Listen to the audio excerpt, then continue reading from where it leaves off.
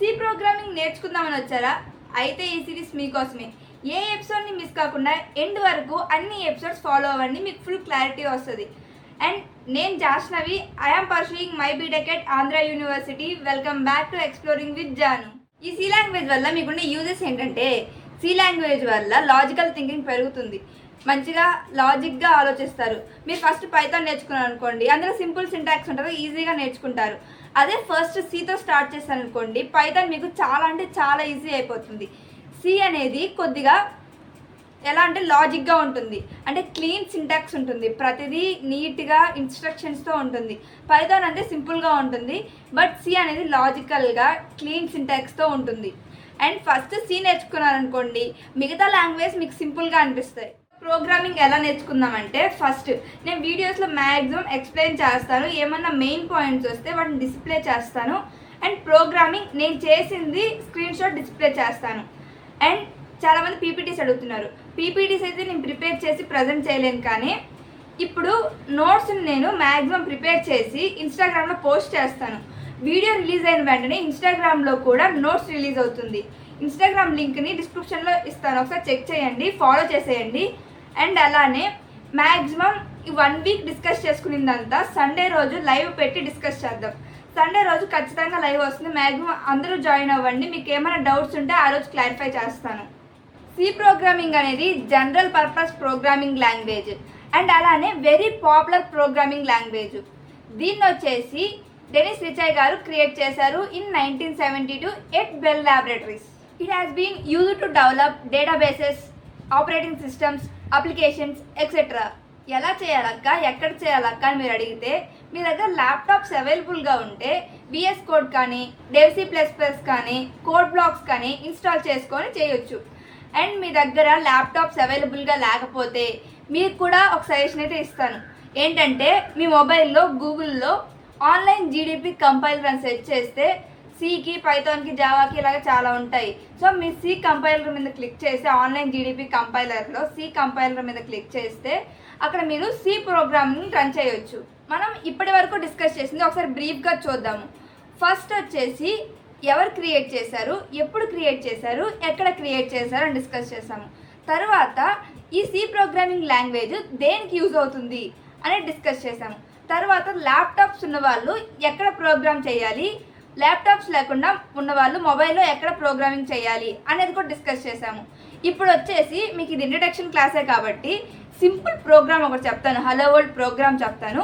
And అలానే hello world programme అయిపోయిన తర్వాత మీకు వేరియబుల్స్ అవి టచ్ అవుతాయి, అక్కడ నేను బ్రీఫ్గా చెప్తాను, వేరియబుల్స్, డేటా టైప్స్ ఇవి.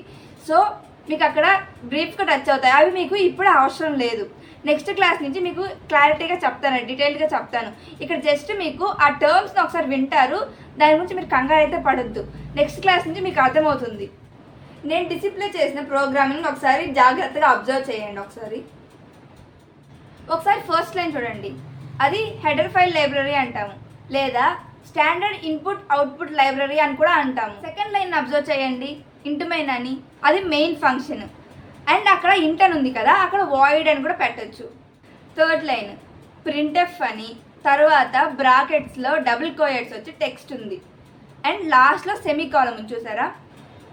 ఇది జాగ్రత్తగా అబ్జర్వ్ చేయండి, ఎందుకంటే ప్రింట్ఎఫ్ అనేది అవుట్పుట్ని డిస్ప్లే చేస్తుంది.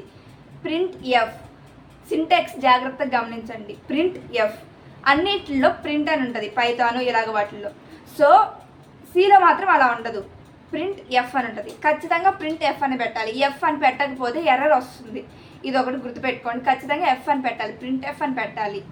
అండ్ తర్వాత డబుల్ కోయట్లో ఉండే టెక్స్ట్ మీరు ఇచ్చే టెక్స్ట్ అనమాట, అది మీకు అవుట్పుట్లో డిస్ప్లే అవుతుంది. అండ్ లాస్ట్లో సెమీకాలం. సెమీకాలం అనేది చాలా ఇంపార్టెంట్ సిలో, పైథాన్లో వీటిలో అవసరం లేదు, బట్ సిలో మాత్రం సెమీకాలం చాలా ఇంపార్టెంట్. ఇంట్ మెయిన్ అని పెడితే, ఫస్ట్లో చెప్పాను కదా సెకండ్ లైన్, ఇంట్ మెయిన్ అని పెడితే రిటర్న్ 0 పెడితే మెయిన్ ఫంక్షన్ ఎండ్ అయినట్టు అక్కడితో. ఒకవేళ మీరు వాయిడ్ మెయిన్ అని పెడితే ఫోర్త్ లైన్ రిటర్న్ 0 పెట్టాల్సిన అవసరం లేదు. అండ్ గైస్ జాగ్రత్తగా గుర్తుపెట్టుకోండి, సిలో ప్రింట్ ఎఫ్ అని పెట్టాలి, ప్రింట్ అని పెడితే ఎర్రర్ వస్తుంది.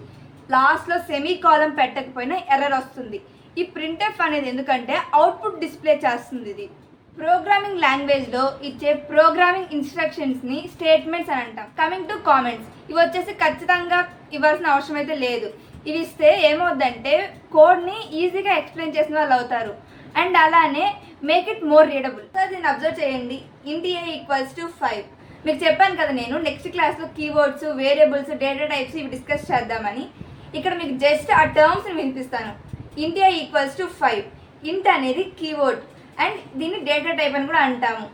ఏ అనేదాన్ని వేరియబుల్ అంటాము. దీని గురించి నెక్స్ట్ క్లాస్లో డీటెయిల్డ్గా ఎక్స్ప్లెయిన్ చేస్తాను.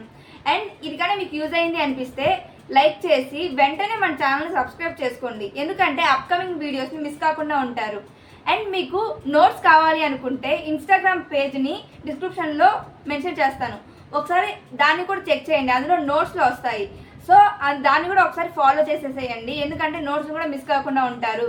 అండ్ ప్రతి సండే సి ప్రోగ్రామింగ్ క్లాసెస్ మీద ఆ వీక్ అంతా జరిగిన దాని గురించి డిస్కస్ చేద్దాం. మీకు ఏమైనా డౌట్స్ ఉన్నా అలాగే ఏమైనా ఉంటే డిస్కస్ చేద్దాం. ప్రతి సండే లైవ్ అయితే ఉంటుంది. And thank you for watching all of you guys.